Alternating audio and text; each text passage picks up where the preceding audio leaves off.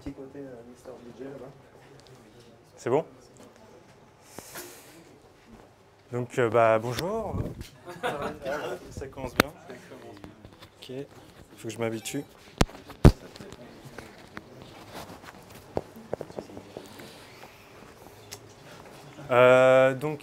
Alors, on va vous parler de Raft.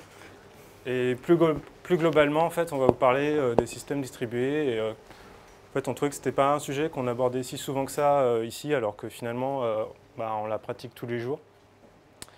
Voilà, on va brasser pas mal d'idées, on va avoir un peu d'algorithmie, théorie. Comme c'est la fin de journée, il y a beaucoup de choses. Enfin, on va essayer d'être pédagogique. N'hésitez pas surtout à nous interrompre si vous avez des questions. Donc, quand j'ai préparé, en fait, quand on a préparé le ISKE, je ne sais pas si vous en avez entendu parler, mais il y a en ce moment un procès en cours autour du sujet du Libor. Qu'est-ce que le Libor? C'est en fait un prêt interbancaire. C'est-à-dire que toutes les banques se mettent d'accord pour choisir le taux d'intérêt qui va être fixé pour tous les échanges entre banques. Ça représente des centaines, des milliers de milliards de transactions tous les jours. Et ce qui m'a fait marrer quelque part, c'est justement, ça rejoint un peu le sujet d'aujourd'hui, c'est le consensus qui est trouvé pour fixer ce taux d'intérêt. Comment ça se passe? C'est que finalement, on a un panel de banques. Alors, en fonction du type de Libor, ça varie. Chaque banque, en fait, fixe son propre taux d'intérêt. C'est-à-dire, en fonction, est censé être relativement honnête, en disant, voilà, si une banque va bien, elle va dire, je suis prêt à fixer un taux d'intérêt faible. Par contre, si l'état de mes finances, globalement, est plutôt mauvais, je vais être honnête et je vais dire, je vais fixer un taux d'intérêt plus élevé. Et donc ensuite, tous les jours à 11 h, les banques envoient un mail en donnant leur taux. Et comment est calculé le taux final du Libor? C'est qu'ils enlèvent le plus petit et le plus grand, ils font la moyenne, et le taux d'intérêt est validé pour tout le monde. Donc le consensus est fait. Je trouvais ça... Donc il y a un procès en cours. Pourquoi? Parce que le consensus prend comme hypothèse que tout le monde est honnête et fair par rapport au taux d'intérêt qu'il fixe, mais en réalité, la vraie vie fait qu'il y aurait peut-être, soi-disant, des petits problèmes de banques qui ne seraient pas tout à fait honnêtes. Donc tout ça pour dire qu'en fait, finalement, trouver un algorithme de consensus, c'est pas forcément très compliqué. Par contre, trouver un algorithme de consensus qui soit résistant à la corruption, aux erreurs, etc., là, ça devient carrément balèze. Donc avant de commencer, on va élargir un peu le problème et parler de manière plus générale des systèmes distribués. Donc il y a quelques années, on aimait bien raisonner, on parlait de systèmes n-tiers avec plusieurs couches, je pense que vous connaissez. Ce qui est plutôt intéressant aussi que je voulais montrer, c'est surtout les middleware style base de données, où il y a quelques années, avant le NoSQL, etc., on raisonnait souvent avec une base de données, souvent une base de données Oracle, et tout ce qui était aspect transactionnel était relativement facile. Ensuite, dans la vraie vie, on avait plutôt ça, c'est-à-dire beaucoup d'instances dans tous les sens, beaucoup d'échanges, et les bases de données également qui sont devenues distribuées. Donc c'est venu surtout avec les grands du web qui finalement ont privilégié l'aspect disponibilité par rapport à l'aspect cohérence de la donnée. Et ça, effectivement, on va multiplier les instances, ce qui va permettre d'être aussi tolérant aux différentes pannes, c'est-à-dire que si on perd un nœud, etc., on est résilient à ce genre de problème-là. Par contre, on perd un peu en consistance et tout ce qui va être transactionnel dans notre base de données, ça devient un peu plus compliqué. Donc quand on voit ce schéma-là, on se dit, c'est bien, j'ai plein de nœuds dans tous les sens, mais je vais peut-être quand même avoir quelques besoins de faire un peu le gendarme parmi tout ça. On se dit, c'est peut-être pas mal si j'ai un coordinateur qui va me permettre de faire plusieurs choses. Par exemple, locker une ressource. définir ma topologie. Donc, à quel endroit je vais dire où se trouve mon master, où se trouve mon partitionnement, etc. Donc, c'est peut-être pas mal si j'ai quelqu'un qui me dit où se trouve, enfin, qui va gérer en fait ce type d'information-là. C'est un peu l'état en fait de mon système. Comme on est dans un univers également distribué, on se dit notre coordinateur, c'est bien s'il est aussi lui-même robuste aux différents crashs de nœuds qui soient répliqués, etc. C'est finalement cette partie-là, la partie qu'on voit à droite, qui va nous intéresser aujourd'hui. Donc on a des outils connus comme Zookeeper là, qui est très utilisé en ce moment. On va voir un peu l'aspect théorique par rapport à ces outils-là. Sachant qu'en fait, donc ce coordinateur-là, il est soumis à des règles qu'on connaît en général maintenant bien, c'est ce qu'on appelle les contraintes CAP, c'est-à-dire qu'un système ne peut pas être à la fois cohérent, disponible et tolérant au partitionnement. Donc ces systèmes-là, la partie de droite, coordinateur, les choses qui vont nous intéresser, ça va être d'être surtout cohérent et tolérant aux pannes. Sachant que là, on donne dedans en fait, des informations qui sont cruciales et qu'on ne veut pas perdre. Et si possible, être tolérant aussi à la panne. On va essayer d'être le plus disponible possible, mais si on ne peut pas l'être, tant pis, on va au moins garantir ces deux aspects-là. Donc, de manière plus générale, donc pourquoi finalement, quand on est dans un système distribué, c'est si difficile par rapport à un système qui ne serait pas distribué. Donc on va voir en fait qu'il y a un certain nombre de problèmes. Donc ça c'est tiré d'un article de blog que j'avais lu. Déjà pour se faire une notion, c'est qu'il n'y a pas d'instant now dans un système distribué. Et ça partait d'une informaticienne américaine qui s'appelait Grace Hopper, bien, et qui montrait à ses étudiants, pour faire un peu toucher du doigt cette problématique-là, c'est que finalement, si on prend la vitesse de la lumière, la distance qu'elle parcourt en une nanoseconde, c'est 30 cm. Donc c'est énorme. Et sachant qu'un processeur à 1 GHz, ça veut dire qu'en gros, il fait une instruction toutes les nanosecondes. Donc entre deux instructions,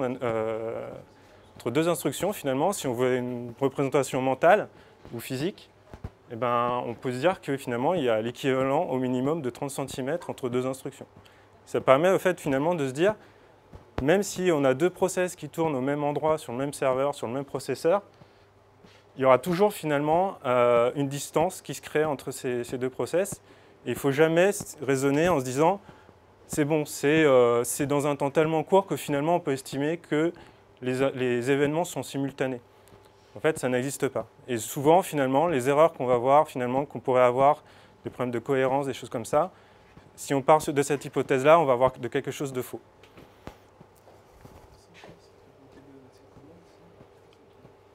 Pardon ? C'est une informaticienne connue, je crois qu'elle est à l'origine des compilateurs. COBOL, ouais, d'accord.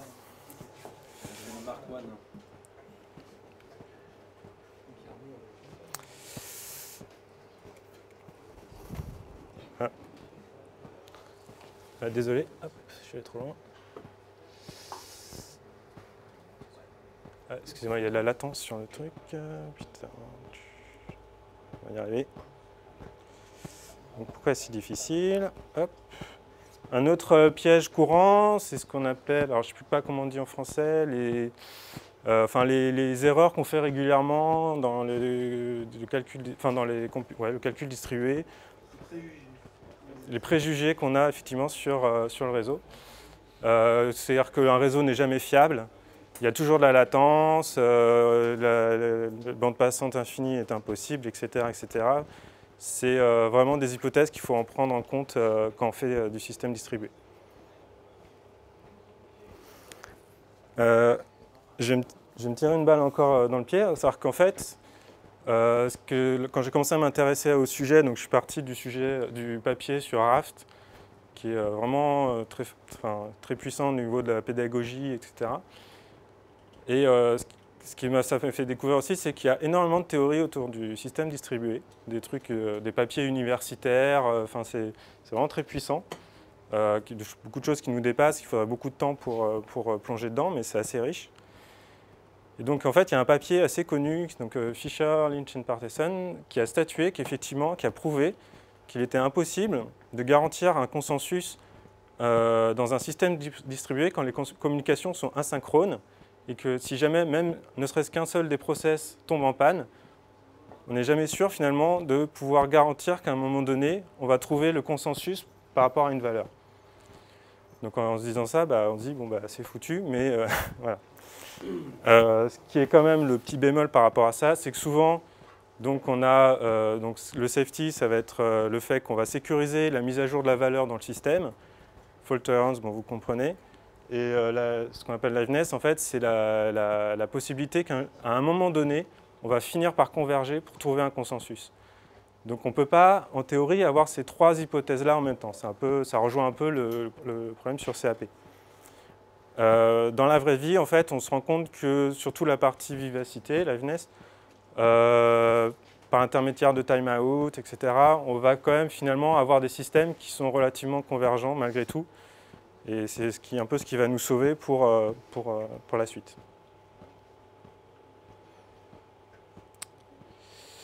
Alors, ensuite, donc à la base en fait, des systèmes, des algorithmes de consensus. Merde. Il faut être juste patient. Ouais. Donc je pense que vous connaissez déjà, c'est ce qu'on appelle, donc quand on veut faire une transaction distribuée, en fait la méthode qu'on connaît en général, c'est ce qu'on appelle le two-phase commit. Le principe est relativement simple. Donc on a un coordinateur qui va prendre l'ensemble de ses participants, va leur dire, bon, enfin quand une nouvelle transaction arrive, va demander à l'ensemble de ses participants s'il est prêt à committer la transaction. Chacun des participants va dire OK. Voilà. Et donc, si tous les participants ont dit OK, donc ça veut dire d'un point de vue du coordinateur que la transaction pour tous ces participants, c'est bon, on peut committer. Donc on commit, et c'est bon. Seulement, en fait, ce système-là, il marche dans la plupart des situations, mais il y a quand même pas mal de situations où il ne marche pas. Entre autres, quand on est dans un système où on pourrait avoir le coordinateur, par exemple, qui plante. J'ai un slide pour ça. Où on peut imaginer, par exemple, que si on a les n premiers participants qui ont commité, ça c'est bon, mais manque de bol, le coordinateur tombe ou un énième participant tombe. Comment on fait pour récupérer en fait, la situation, sachant qu'en fait, finalement, aucun des participants n'a vraiment une connaissance de ce qui a été de l'ensemble, enfin de l'état où on est dans notre transaction. Donc, en imaginant qu'on ait un nœud qui est capable de prendre la main par rapport au coordinateur qui est tombé, même ce nœud-là, finalement, il n'aura pas suffisamment de connaissances pour continuer et vraiment dire est-ce que la transaction en cours, elle doit être rollbackée ou est-ce qu'elle doit être finalement, on peut la finir et finir la transaction, le commit sur l'ensemble des autres nœuds. Il y a un autre algorithme qui a ensuite amélioré ça, c'est le 3-phase commit, qui améliore un peu mieux cette situation-là, mais elle est malgré tout pas résistante au partitionnement, par exemple, réseau. Je vous ai montré ça parce que finalement, ce qu'on va voir plus tard donc, avec Jean, c'est que finalement, tous les algorithmes, style Paxos, Raft, etc., malgré tout, part un peu de ce type d'algorithme-là pour le généraliser et mettre un peu de théorie autour de ça. Donc maintenant, je vais laisser la main à Jean qui va vous parler de Zookeeper. Alors, Zookeeper, qui était un projet à la base de Google, qui a été donné à la fondation Apache. À quoi ça va vous servir? Fondamentalement, à peu près tout. C'est un peu le couteau suisse du système distribué. Son boulot, c'est d'être une mémoire partagée hiérarchique. Mémoire partagée parce que des clients vont pouvoir se connecter, avoir une zone de mémoire commune, donc pouvoir lire et écrire exactement au même endroit. Utilité pratique immédiate, vous avez N clients, vous voulez que tous lisent la même configuration, vous la partagez avec Zookeeper et tous verront la même. Mémoire hiérarchique, parce que ça ressemble un peu à un système de fichiers Unix. C'est des nœuds qui ont des sous-nœuds comme fils. C'est un arbre, la racine c'est un slash, et vous pouvez créer un slash loc, un slash conf, etc. Et rien qu'avec ça, vous pouvez faire un paquet de choses. Vous pouvez élire un leader, comme on l'a vu sur un coordinateur, comme on l'a vu sur un 2-phase commit. Vous pouvez partager de la conf. Vous pouvez poser des locks sur des fichiers, mais ça, on verra comment. Donc, première idée, Zookeeper, zone de mémoire partagée, ça va vous servir à tout ce qui est synchronisation, conf, élection de leader. C'est vrai que ça lag un peu. Alors, un outil aussi puissant, évidemment, c'est très utilisé. Vous l'avez notamment pour Neo4j, qui va être capable d'élire des leaders qui vont prendre en charge une écriture. Neo4j qui a une... It's a trap, qui est une base de données orientée graph. Et pour les slaves qui vont lire, ça va permettre de les coordonner. Bon, pour Kafka, ça permet, entre autres choses, la communication entre producteurs et consommateurs. Pour HBase, on s'en sert aussi, etc. On s'en sert beaucoup pour l'élection de leader, mais ce n'est vraiment pas sa seule utilité. Si vous voulez l'utiliser pour vous et le découvrir, vous allez évidemment sur le site, vous récupérez un tar.gz que vous décompressez. Vous avez plusieurs répertoires importants, bin qui contient tous les utilitaires et conf qui contient la conf. Jusque-là, ça va. Vous pouvez l'installer en local, donc sur une seule instance, et le prendre en main. Que vous soyez en local ou sur plusieurs instances, vous avez un shell client qui vous permet de faire exactement ce qu'on a vu tout à l'heure, créer des nœuds, supprimer des nœuds, mettre de la donnée dans des nœuds. Quand vous allez l'utiliser sur plusieurs instances, par défaut, Zookeeper n'est pas suffisamment intelligent pour deviner tous les serveurs de l'ensemble Zookeeper, ce qui fait que vous allez devoir les définir vous-même. Chaque Zookeeper, chaque instance de Zookeeper, de l'ensemble Zookeeper, a sa configuration propre dans laquelle vous définissez ses petits copains. Où est-ce qu'on écrit les données? À quel port le client va être capable d'utiliser Zookeeper? Et pour la synchronisation, Zookeeper utilise un mécanisme de battement de cœur avec le tick time qui est en millisecondes. Et sur l'init limit, ça veut dire qu'il faudra 5 battements de cœur à un nœud pour récupérer le leader. Zookeeper marche par leader pour se synchroniser. Si en 5 fois ça, un nœud quelconque n'arrive pas à trouver de leader, il considère qu'il n'y a pas de leader. Est-ce que c'est bon? Pareil. Qu'est-ce qui se passe dans ce moment-là? Eh bien, le Zookeeper en interne, en discutant avec les autres nœuds en UDP sur ce port-là, va essayer d'élire un leader. Cas typique, vous avez 5 machines, il y en a une qui ne répond plus temporairement, les 4 autres essaient de la pinguer, elles n'y arrivent pas, et du coup, elles vont créer un autre leader. Pour la 5 limite, c'est vous lancez un traitement, vous voulez savoir que tout s'est bien passé, et vous comptez 2 battements de cœur, et si au bout de ce moment-là, vous n'avez pas eu la confirmation que tout s'est bien passé, on considère que pour le coup, ça s'est mal passé.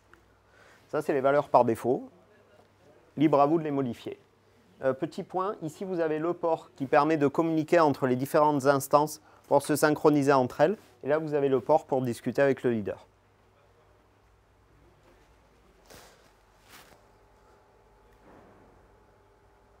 Alors, maintenant que vous l'avez installé et que vous avez à peu près bien utilisé la configuration, ce qui va vous intéresser, c'est ça. Zookeeper, c'est un système de nœuds qui forme un arbre. Vous pouvez créer des nœuds, écrire des données dans des nœuds, supprimer des nœuds. Les nœuds, chaque nœud, vous pouvez créer un nœud avec un nom qui finit par un numéro de séquence. Du coup, ça permet, quand vous avez une instance, de savoir qui a créé le premier nœud, puis le deuxième, etc. L'avantage de ça, c'est que si vous voulez partager une queue, au sens où c'est le dernier qu'on met, qui est le premier pushé, vous créez des nœuds, et quand vous créez votre nœud, vous savez quel est le dernier élément, vous savez quel est le premier, puisque les nœuds sont numérotés. Je vais vous donner un exemple après. Un nœud, il a deux types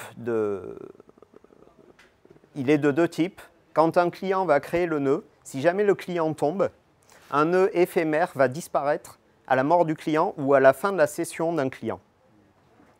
Avantage, c'est si vous créez un lock pour un nœud et que le nœud tombe, si jamais le nœud correspondant au lock ne disparaît pas, le lock est posé à toute la vie du système. Vous avez des nœuds permanents qui, eux, sont créés et tant qu'il n'y a pas un ordre explicite de destruction, le nœud existe. Donc comme je vois tous froncer les sourcils, je vous fais un petit récapitulatif. Le client va ouvrir une session sur le système distribué Zookeeper, va créer son petit répertoire /conf /mon serveur, il va écrire dedans. Ça, c'est un nœud permanent. Un autre nœud, il aura besoin juste de se coordonner quelques petites secondes, et au cas où lui-même tombe, il va se créer un nœud éphémère, puisque si jamais il meurt, il ne voudrait pas que le nœud soit posé.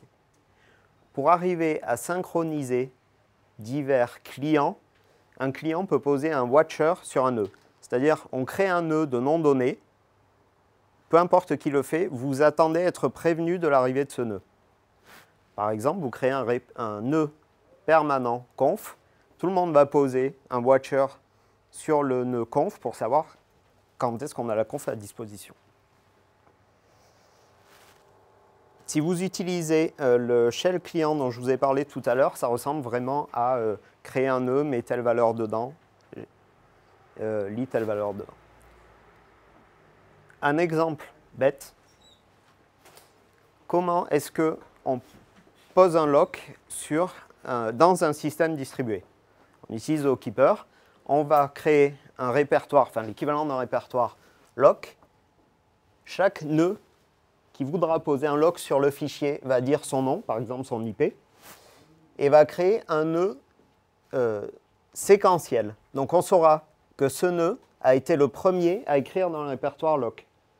Donc les autres, par convention, savent que c'est le premier, enfin que c'est lui, et que comme il a été le premier, c'est lui qui récupère le premier le lock sur la ressource en question. C'est un nœud qui est éphémère, parce que si le nœud 1 meurt, vous ne voulez pas que le lock soit posé toute la vie de l'application. Après, le nœud 3, il a besoin d'un lock, il crée du coup un nœud éphémère avec son numéro de séquence. Le nœud 1, dès qu'il a terminé, supprime son premier lock. Du coup, il reste que le nœud 3 avec la séquence numéro 2, c'est le plus petit numéro, donc on sait que c'est le nœud 3 qui a le lock après le nœud 1. Alors vous inquiétez pas parce qu'il y a un truc merveilleux qui s'appelle Apache Curator, ça c'était sûr, qui manipule, qui décore en fait Zookeeper et qui offre toutes les fonctionnalités au niveau de Zookeeper avec ses classes à lui. Comment on pose un lock sur un fichier, comment on crée une queue pour synchroniser divers éléments, comment on pose une barre de synchronisation, tout ça vous est masqué parce que ça vous évite de créer vous-même des nœuds et de réinventer les algos qui existent depuis un moment. Autre avantage, vous avez tout un paquet d'extensions qui vous permettent par exemple d'accéder à Zookeeper en REST, plutôt que de vous taper du code Zookeeper avec l'URL, le numéro de port, etc.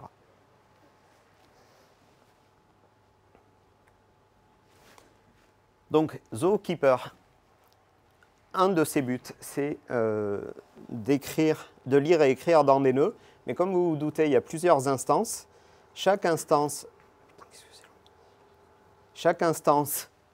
a sa partie de vérité, donc comment est-ce qu'on met un système distribué d'accord.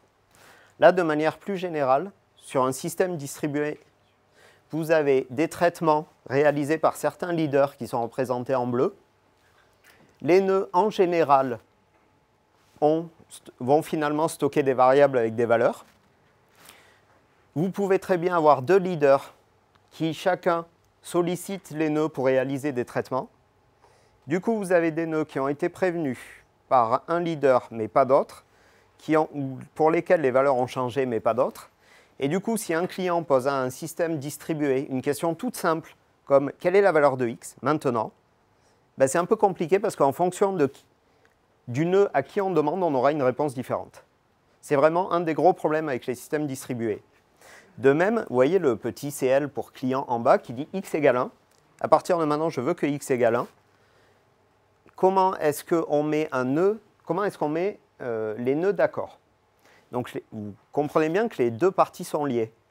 Vous avez des nœuds en écriture qui vont solliciter des transactions sur le système et des nœuds en lecture qui voudront avoir un avis, si possible unanime, de la part du système.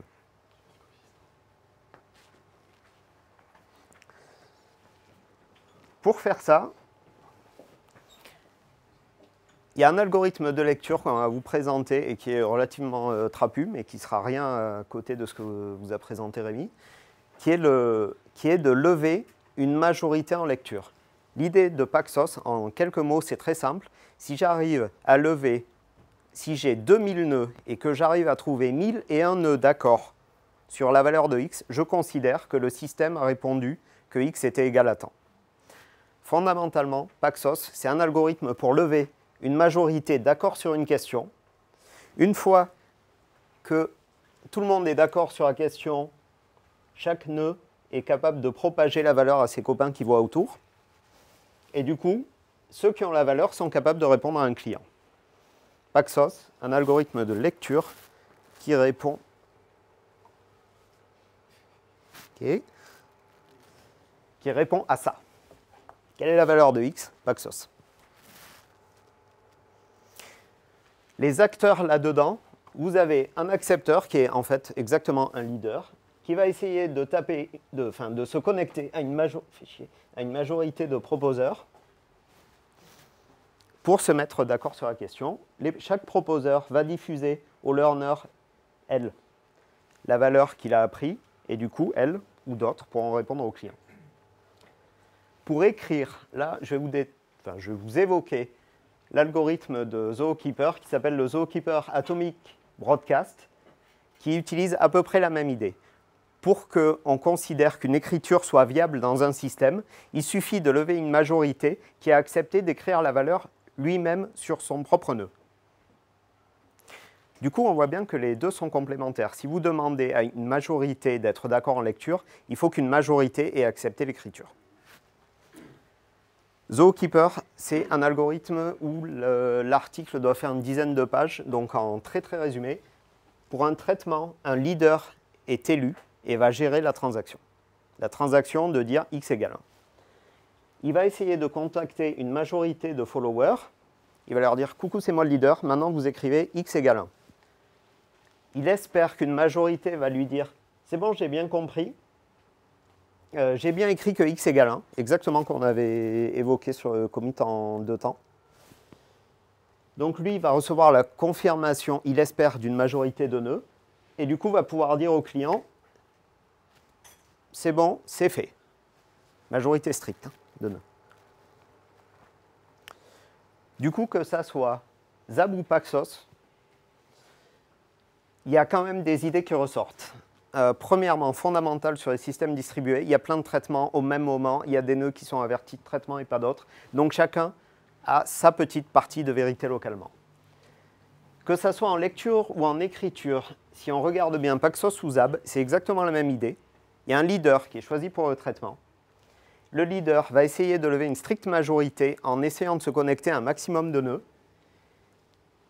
Les suiveurs, followers, renvoient chacun leur état pour dire « Ok, bah c'est bon, j'ai accepté l'écriture » ou alors « Je te parle pas » ou alors « Je suis tout simplement cassé ». Et du coup, le leader va être tenu au courant du résultat de l'opération. Le leader, une fois qu'il a réussi à lever sa majorité, va demander d'exécuter l'ordre de lecture ou d'écriture. Les suiveurs vont exécuter et bien confirmer au leader que c'est terminé, et le leader ou un autre nœud du système va être capable de répondre au client. Est-ce que jusque-là, ça va? Cool. J'ai une majorité qui dit oui. Alors, sur Paxos, vraiment pour entrer dans le détail, quand est-ce qu'on peut l'appliquer? Alors, vous allez voir, je vais essayer de vous faire toucher du doigt la complexité de Paxos et Guillaume va réussir à vous expliquer la simplicité de Raft. Mais si jamais vous n'avez pas cité ça et que vous avez juste entendu parler de Paxos, il y a un certain nombre de limites. Premièrement, ça paraît assez naturel, si on reçoit un message, il est conforme à ce que la personne qui l'a envoyé a donné. Soit on le reçoit et il est conforme, soit on ne reçoit rien du tout. Paxos, et c'est une de ses grosses faiblesses, ne gère pas de changement de topologie à chaud. C'est-à-dire, il a besoin, pour être capable de lever une stricte majorité, de savoir à tout moment le nombre de nœuds qui sont connectés. Du coup, si jamais vous lui mettez sur une instance, enfin sur un groupe à 5 nœuds, que d'un coup vous lui en mettez 200, la notion de majorité, ce n'est pas la même. Et lui, il ne va pas détecter 200 nœuds instantanément. Paxos dit très sauvagement, on ne touche pas le nombre de machines qui sont connectées. Chacune peut tomber en panne ou pas, c'est une autre question, mais pour être capable de connaître la majorité, j'ai besoin de savoir à tout moment le nombre de machines connectées. Et pour ça, je veux que ça soit défini au démarrage et que ça ne bouge pas. Autre hypothèse, c'est des fautes franches. Soit ça marche, un nœud, si je le tape, soit il marche pas. Pas de truc intermédiaire. Par contre, si jamais on a ça, on applique Paxos, ce que ça garantit, c'est que quand on arrive à un consensus, ce consensus est correct. Ça paraît quand même un peu la moindre des choses. Par contre, il a un gros défaut, c'est que le temps nécessaire pour arriver à un consensus n'est pas borné. Ça peut prendre 1 minute, 10 minutes, 1 heure. Le temps de l'univers, ça, on ne sait pas. C'est pour ça que la mise en pratique de Paxos diffère du Paxos tel qu'il a été défini par son auteur. Savoir Leslie Lamport, hein, j'ai oublié de vous le dire. Alors, si vous vous rappelez ce que je vous avais dit, ce qu'on veut, c'est lever une majorité d'accords sur la valeur d'une variable. Là, le problème que résout Paxos, le système vous demande quelle est la valeur d'une variable, disons x. Un accepteur est élu. L'auteur, Leslie Lamport, ne dit absolument pas comment on élit un accepteur qui va gérer toute la transaction, mais on suppose qu'on en a un. Pendant un certain... l'accepteur étant élu, il va essayer de lever une majorité en tapant les proposeurs. S'il y arrive, c'est parfait, il a sa majorité. S'il n'y arrive pas ou s'il y a une erreur en cours d'exécution, on repart sur une itération. On réélit un accepteur et on retente de lever une majorité.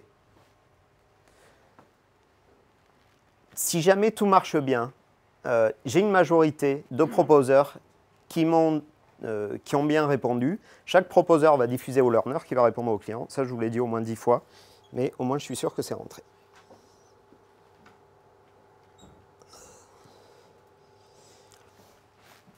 Paxos, ça marche par tour. Un tour, c'est élire un accepteur, essayer d'obtenir le consensus. Du coup, à chaque tour, l'accepteur a un numéro. C'est en fait votre compteur d'itération. Ce qu'on demande, c'est que quand un accepteur demande un numéro, la séquence des numéros tirés soit strictement croissante. Ce n'est pas évident à obtenir sur un système distribué. Si jamais au premier tour, on tire la valeur 1, au deuxième tour, on ne peut pas tirer la valeur 1. Il faut que la suite soit strictement croissante. Chaque nœud a besoin de se rappeler de son dernier leader et de la dernière transaction qu'il a acceptée avec lui. Ceci pour une raison simple, c'est que Paxos n'interdit pas plusieurs leaders de tourner en même temps. Du coup, si jamais on en est au leader 2 et que le leader 1 il est encore un peu en circulation, on aimerait être capable de dire, quand on reçoit une demande du leader 2, c'est bon, je te réponds, et il y a un leader plus ancien qui est en train de tourner, du coup, lui, ce n'est pas la peine de lui répondre, puisqu'il correspond à un tour précédent qui n'est pas en train de marcher. Voilà. Donc, en gros, on initialise un index à 0 et on fait tourner Paxos jusqu'à ce que ça converge. Et l'index de l'itération, c'est le numéro de l'accepteur. Alors, histoire que ça soit un chouïa plus concret, ah non, pas encore. Ce que c'est chaque nœud, tous sont au courant du journal de log, puisque ça reste à la base un système transactionnel où on demande d'exécuter des actions. Chaque nœud est au courant un minimum de la topologie. L'accepteur connaît son numéro. Évidemment, il sait quel client attend et il connaît le problème, la valeur qu'il a à trouver.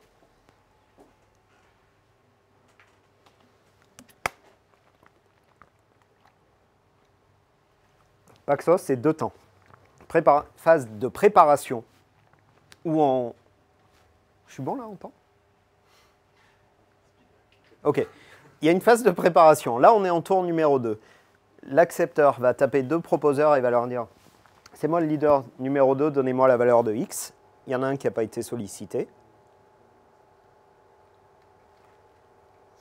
Les autres vont lui répondre « Très bien, la valeur de X, c'est la valeur V. » L'accepteur va pouvoir prendre une décision.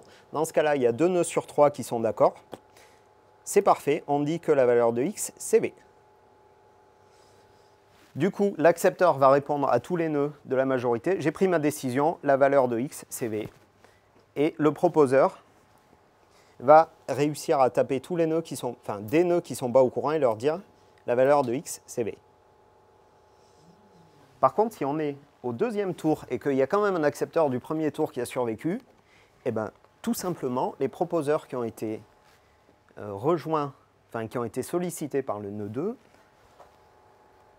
non, c'était bon en plus, vont tout simplement pas répondre et dire non, c'est bon, tu es un ancien leader, toi je te parle pas.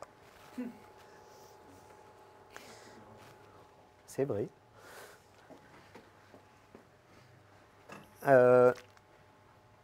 Paxos a pensé à un certain nombre de pannes. Comme on est un peu pressé et que je me suis laissé emporter, je vous les fais pas toutes.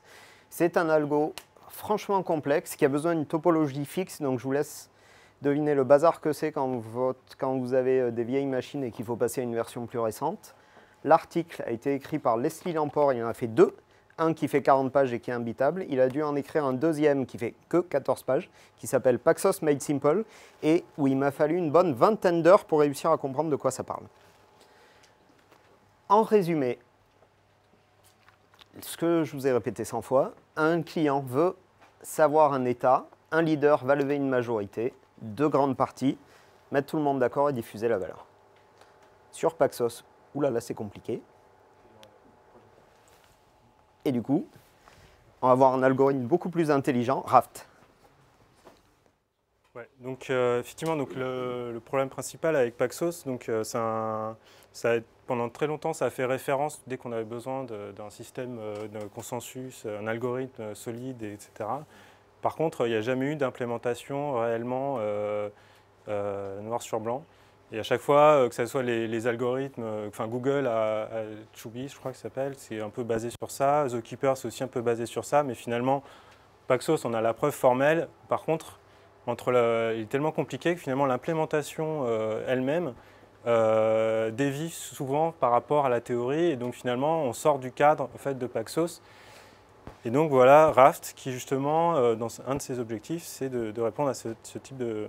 Enfin, de justement simplifier en fait ces algorithmes. Il part beaucoup finalement en théorie de Paxos, pardon, mais en simplifiant les concepts et justement à la fois d'un point de vue pédagogique et aussi d'implémentation, permettre en fait d'avoir un algorithme solide. Donc c'est tiré d'un papier, enfin c'est même issu d'une thèse de Diego Ongaro, supervisé par John Osterhout. Le papier lui-même qui fait que tout le monde s'échange, etc., s'appelle à la recherche d'un algorithme de consensus compréhensible. C'est-à-dire que vraiment, ça a été fait dans cette optique-là, c'est-à-dire que même peut-être pas forcément au départ de supplanter Paxos, mais au moins de le rendre intelligible. Et donc voilà. Donc il y a déjà eu, la preuve que ça a été efficace, c'est que même à l'heure actuelle, déjà, il y a une 50aine d'implémentations de Raft, etc. Ils sont partis en fait en se disant Paxos c'est compliqué, on va simplifier les étapes et on va prendre des hypothèses fortes qui vont nous simplifier en fait l'aspect théorique. Donc entre autres sur le fait qu'on a un leader fort, c'est-à-dire qu'on n'a qu'un seul leader, c'est lui qui va tout faire. Donc on va avoir sur un nœud de 5 nœuds, on a un leader et c'est lui qui gère tout l'ensemble.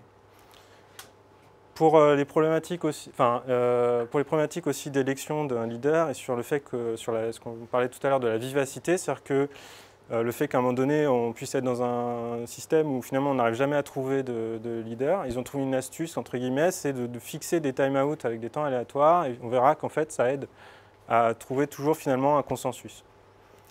Et également, en fait, comme disait Jean tout à l'heure, là où ils ont été forts aussi, c'est qu'ils ont pris comme hypothèse forte que le cluster qu'on a de nœuds doit pouvoir changer de configuration et tenir compte en fait, dans l'algorithme de ce changement de configuration des différents nœuds. Donc on verra tout à l'heure comment il fait. Donc à la base, en fait, le truc de base en fait, dans Raft, c'est que donc on a une sorte de chronologie. C'est un peu spécifié dans Paxos, mais c'est beaucoup plus clair dans Raft. On va avoir une sorte de chronologie en fait, dans les élections. Donc ce qu'on appelle un terme, c'est une élection. C'est-à-dire que chaque code couleur, là, chaque terme, ça correspond à un leader. Donc quand un leader tombe, on fait une élection et on va tomber sur un deuxième terme et ainsi de suite. On pourrait avoir comme dans T3 une élection qui aboutit à rien et on refait une élection et on tombe sur le terme 4. À l'intérieur, donc quand on est dans un terme, ce qu'on appelle un terme, donc on va avoir le journal de log en fait, qui va s'alimenter et chaque élément, c'est ce qu'on appelle un index.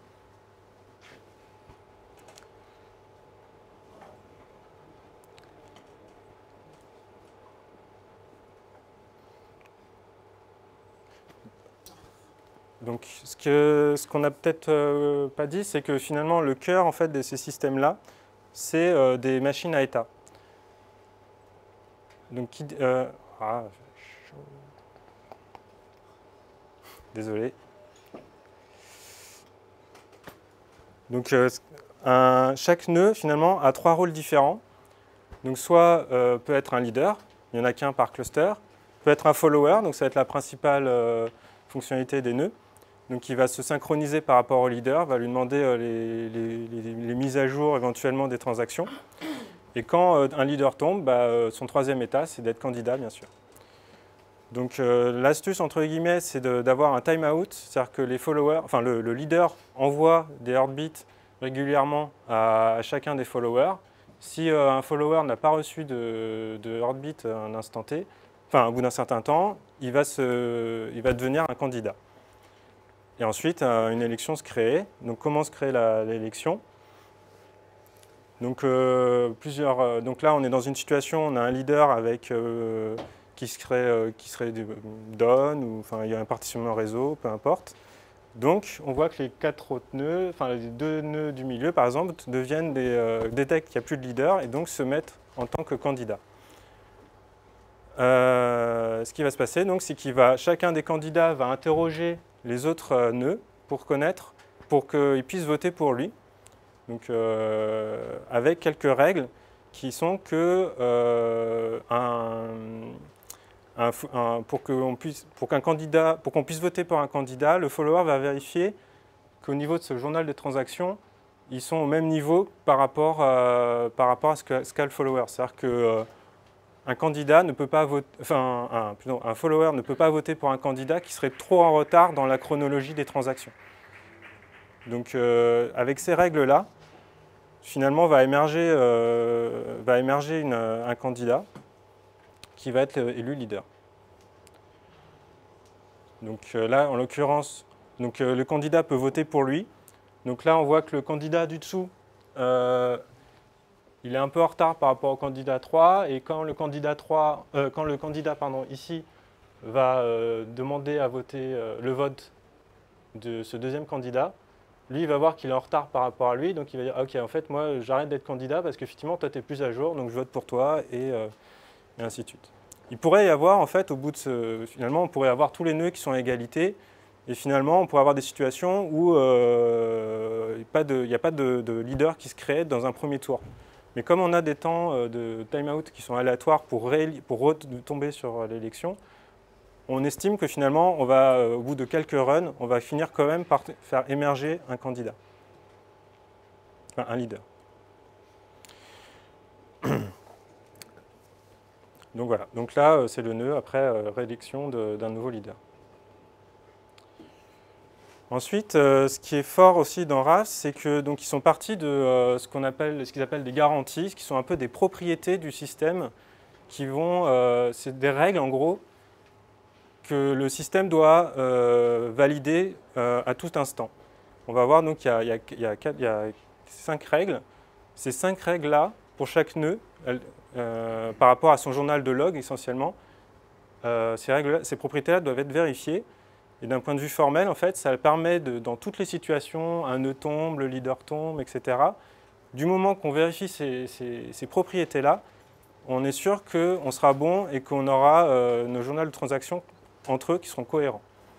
Donc une première hypothèse, une première garantie qui est assez simple, qui est de dire qu'à chaque terme, on doit avoir qu'un seul leader.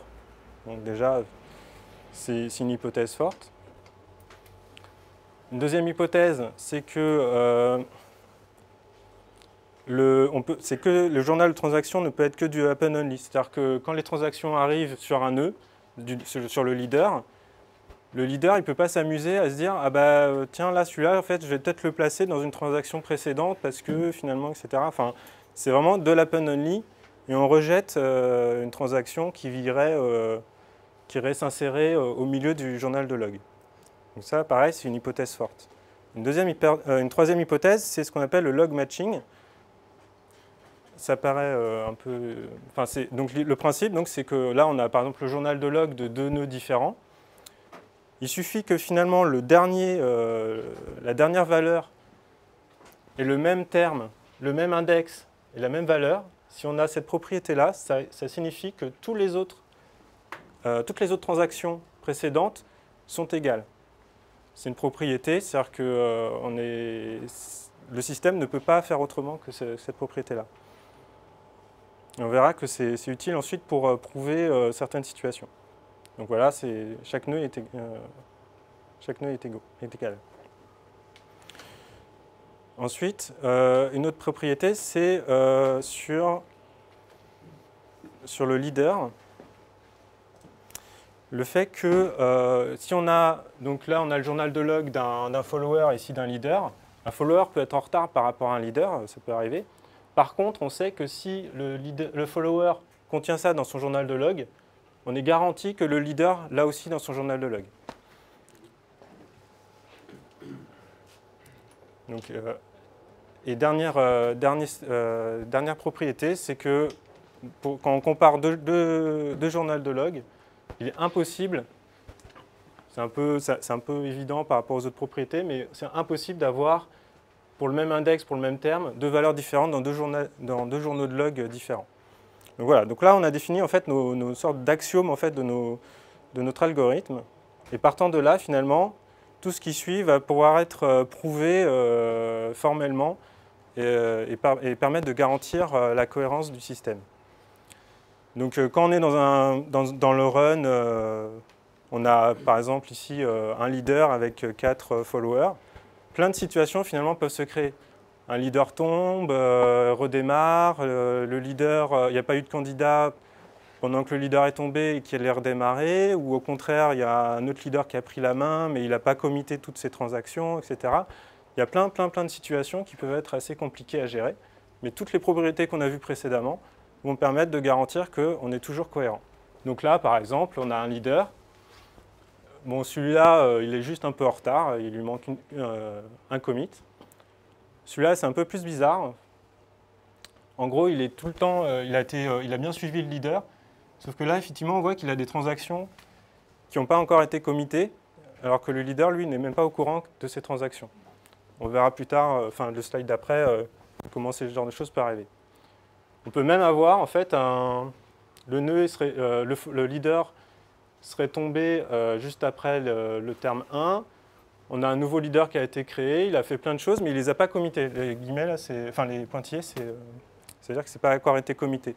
Donc il a des transactions non committées qui ne sont pas du tout apparues sur les autres nœuds. mais voilà, c'est des choses qui peuvent arriver. Donc rapidement, justement pour rentrer un peu plus dans les détails, donc là on imagine donc, le S1, donc le trait en gras ça va être le leader. Donc première étape, on a le S1 qui est leader. Bon, il y a eu un premier terme, pourquoi pas.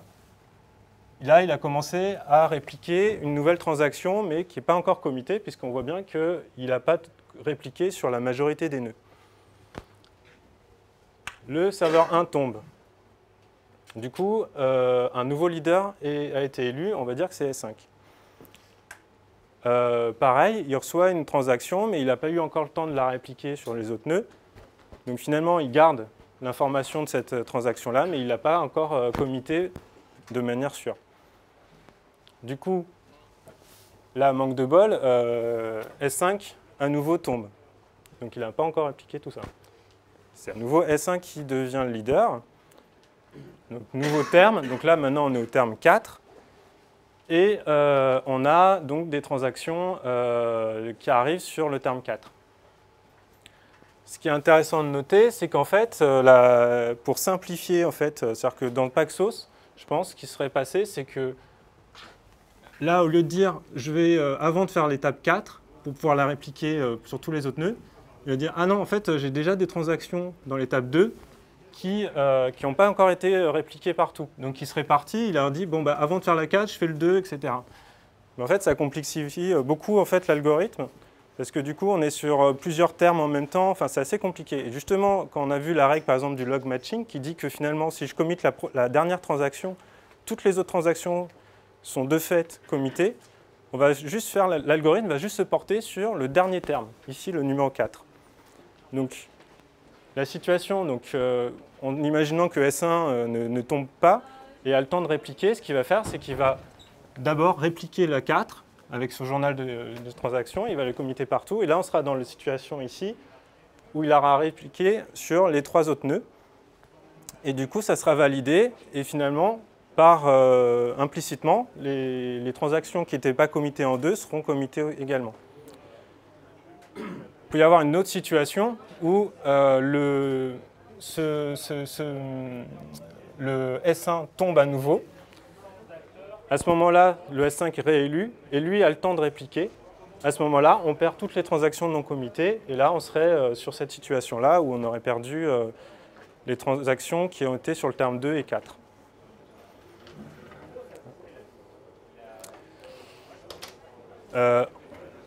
Ensuite, alors rapidement, donc ce que je disais, c'est qu'une des forces aussi de Raft, c'est qu'ils ont complètement inclus toute la phase de transition quand on change de topologie dans le cluster. C'est-à-dire que la difficulté, c'est justement en fait, de créer une indisponibilité, parce que finalement, si on rajoute un nœud et qu'on ne le gère pas, bah, finalement, on pourrait avoir une situation, on a des transactions qui sont à cheval sur plusieurs topologies, et ça peut être compliqué au niveau des votes, etc.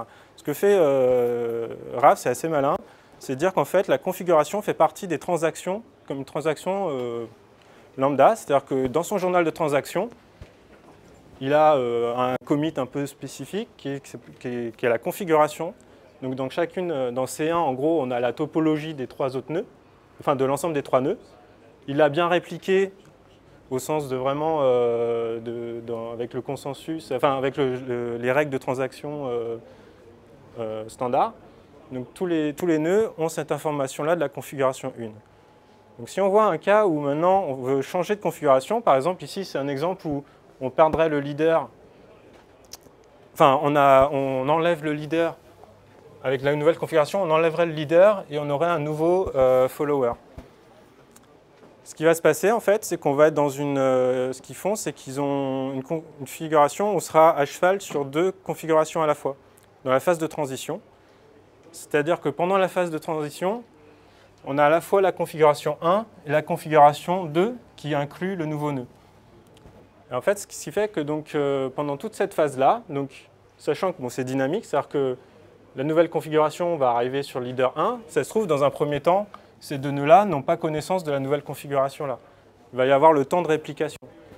Donc pendant toute cette phase-là, on va partir du principe qu'on a les deux configurations à la fois, c'est-à-dire que pour qu'une transaction arrive en même temps que le changement de configuration, il faut que cette transaction soit valide en fonction de la première configuration et à la fois de la deuxième configuration, c'est-à-dire qu'il ait le vote donc, de ces trois nœuds-là, plus le vote de ces trois nœuds-là.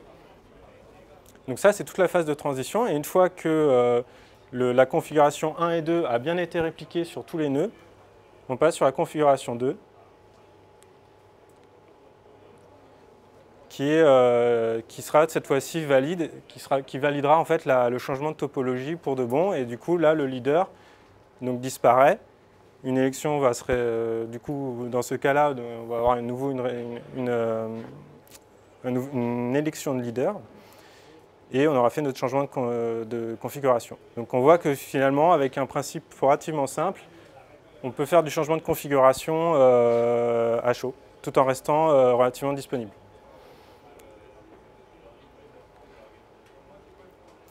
Donc on ne va pas rentrer ensuite dans le papier, donc il y a plein d'autres sujets. Là j'ai fini. Donc à la fois sur donc des sujets qu'on n'a pas évoqués, mais sur le snapshot du journal de transaction, sur les optimisations, sur la durée des timeouts. Tout ça, c'est expliqué dans le papier, donc c'est assez intéressant. Et juste ensuite, pour creuser les sujets, quelques liens. Donc un qui est assez connu, Afir, Jepsen, donc qui font en fait du test sur les systèmes distribués, sur les bases NoSQL par exemple, sur Mongo, Elasticsearch, etc. Si vous voulez voir les failles qu'il y a dans ces systèmes-là, ils passent en revue pas mal de sujets et on voit qu'en fait, pas mal de bases, même entre autres NoSQL, qui ont des failles dans la cohérence, la réplication, sur la linéarité des opérations. Donc c'est assez intéressant. Pour tout ce qui est système distribué, il y a Morning Paper de Adrian Coiler qui donne pas mal de pointeurs sur des papiers qui parlent de ces sujets-là. Voilà, Scalability, mais bon, ça c'est plus sur les systèmes hautement disponibles. Le papier sur Raft.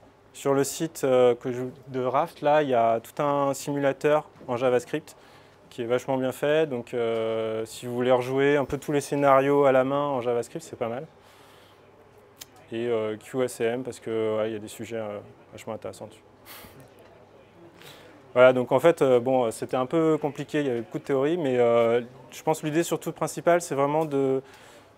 Moi, ce que je le vois en fait sur ma mission, c'est même par exemple sur des cas simples Mongo, on a l'impression que maintenant c'est bien compris par tout le monde. Bah, finalement, ne serait-ce que sur garantir l'écriture, le write concern, savoir combien de nœuds il me faut, je suis en mode j'ai 2 data centers, comment je vais faire pour garantir que mon truc il est solide, etc. Bah, en fait, ce n'est pas des sujets si simples que ça, beaucoup de gens se trompent. Et pour tout ce que vous allez faire sur du NoSQL et sur même du cache, etc., il faut vraiment se poser ces questions-là parce qu'elles sont vraiment hyper importantes. Et je pense que c'est ce qui va faire en plus la différence par rapport à un développeur qui juste utilise une base de données NoSQL parce que c'est à la mode et il connaît l'API, etc., d'un mec qui vraiment va se poser les questions plus loin de comment ça va être ensuite distribué, industrialisé, quelles sont la garantie de mes écritures, de mes lectures, de la consistance, etc. Donc il faut vraiment creuser le sujet parce que ça vous rattrapera de toute façon à un moment donné en prod. Voilà.